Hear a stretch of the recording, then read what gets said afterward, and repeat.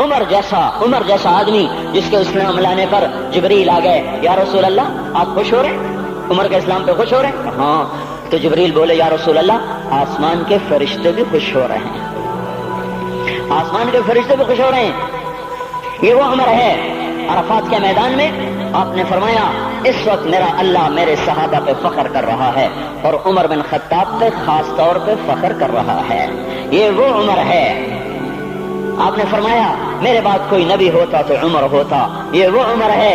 آپ نے فرمایا میرے 2 وزیر زمین میں 2 آسمان میں، ابو بکر عمر میرے زمین کے وزیر، جبرائیل میکائیل میرے آسمان کے وزیر۔ اور ایک دفعہ مسجد میں داخل ہوئے، آپ کے دائیں طرف ابو بکر تھے، بائیں طرف عمر تھے، تو آپ نے فرمایا جب قیامت کا دن ہوگا تو اس طرح ہم قبروں سے اٹھیں گے، میرے دائیں طرف سے ابو بکر اٹھے گا، میرے بائیں طرف سے عمر اٹھے گا۔ یہ وہ عمر ہے۔ 22 لاکھ مربع میل میں اسلام پھیلایا۔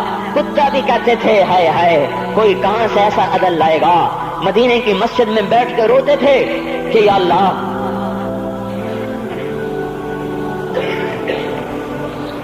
فرات کے کنارے، دجلہ کے کنارے کوئی کتا بھی پیاسا مر گیا تو پکڑ تو عمر کی ہوگی۔ یہ وہ عمر ہے۔ رات کو گشت میں نکلے اپنے غلام اسلم کو لے کر، ایک بدو بڑھیا، بچے رو رہے، انہوں نے کہا بڑھیا کیا کر رہی ہے؟ کہ بچے کیوں رو رہے ہیں؟ کہا یہ بھوک سے رو رہے ہیں۔ کہانی میں کیا ہے؟ کہ کچھ بھی نہیں ہے، پانی رکھا ہوا ہے صرف، کیونکہ گھر میں کچھ نہیں ہے، تو ان کو بہلا رہی ہوں کہ روتے روتے سو جائیں گے۔ پھر اس نے کہا عمر اور میرا فیصلہ اللہ کے دربار میں ہوگا۔ تو اس عمر پر کپ کپی طاری ہو، آنسو بہ پڑے، فرمانے لگے عمر کو تیرے حال کی کیا خبر؟ تو اس نے کہا تو ہمارا خلیفہ کیوں بنا ہے؟ اگر ہمارے حال کی خبر نہیں رکھتا تو ہمارا بادشاہ کیوں بنا ہے؟ ہمارا خلیفہ کیوں بنا ہے؟ اللہ کے ہاں گریبان پکڑوں کی عمر کا۔ اسی وقت بھاگے، بیت المال سے کھانا نکالا، سامان نکالا، بوری میں بھرا۔ ان کے غلام نے کہا میں اٹھاؤں؟ کہ قیامت کا بوجھ بھی میرا تو ہی اٹھائے گا۔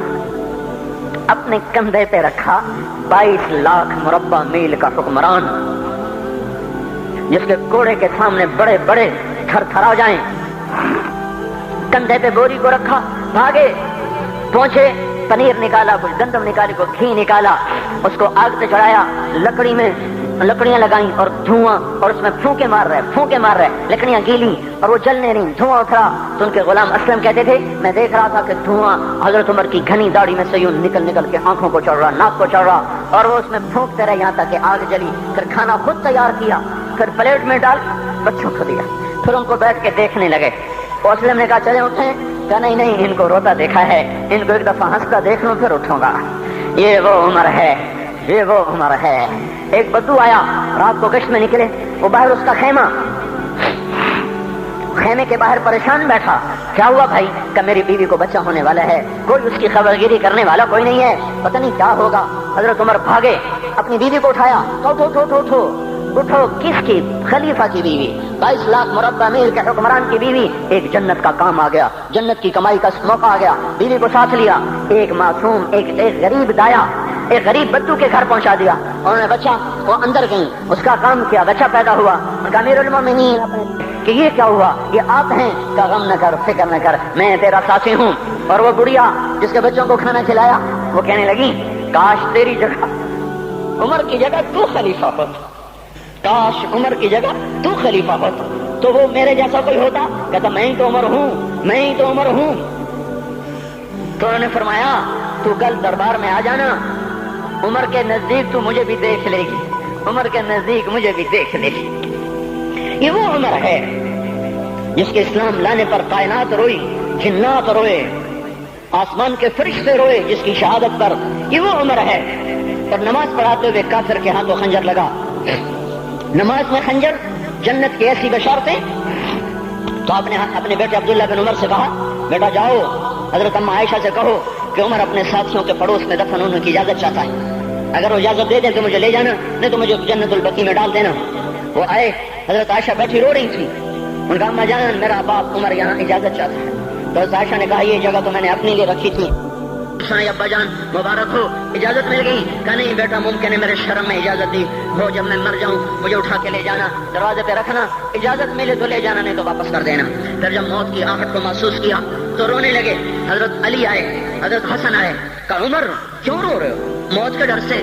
کہا نہیں موت کے ڈر سے نہیں, موت کے بعد آنے والی گھاٹیوں کے ڈر سے.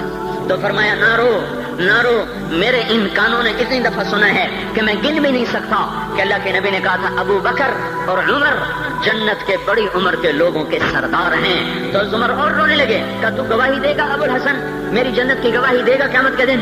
آپ نے کہا میں بھی دوں گا, میرا یہ بیٹا حسن بھی گواہی دے گا کہ اللہ کے نبی نے یہ بات فرمائی تھی. اتنی خوشخبریاں مل گئی.